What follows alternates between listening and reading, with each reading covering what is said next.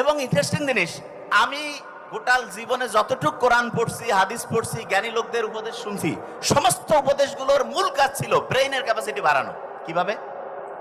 আল্লাহ বলছে যে অন্যের প্রশংসা করো, নাকি গীবত করতে বলছে? প্রশংসা করলে লাভটা কি? ব্রেইনের মধ্যে দুইটা তরঙ্গ তৈরি হয়, দুইটা ঢেউ তৈরি হয়। এই দুইটা ঢেউ মনে রাখার একটা বুদ্ধি শিখাই দিচ্ছি। ইংরেজির একটা ছোট্ট অ্যাপ্রোপ্রিয়েট প্রিপোজিশন আছে না, এট, এটি, এ দিয়ে একটা তরঙ্গ আলফা ওয়েভ, কি নাম? আর টি দিয়ে আর একটা থিটা ওয়েভ, কি নাম?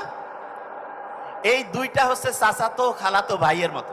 এই দুই ভাই যদি একসাথে আসে সবচেয়ে পাওয়ারফুল, সবচেয়ে শক্তিশালী হয়ে যায়। কিরকম শক্তিশালী? ওই দুই ভাইয়ের নাম জানি তো, যারা আকাশে বেলুন দিয়ে বিমান উড়াইছিল, ওই যে রাইট ভ্রাতৃদ্বয়, খেয়াল আছে?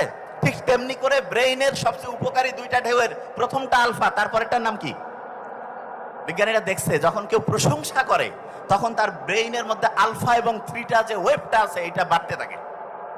সুবহানাল্লাহ বলবেন না? সওয়াব হবে নাকি যে এই প্রোগ্রামে যখন শুনবেন আল্লাহর শুকরিয়া আদায় করবেন, আল্লাহর শ্রেষ্ঠত্ব বর্ণনা করবেন, এইটা করার সাথে সাথে আবার ব্রেইনের ক্যাপাসিটি বাড়বে। আলহামদুলিল্লাহ বলবো না এবার?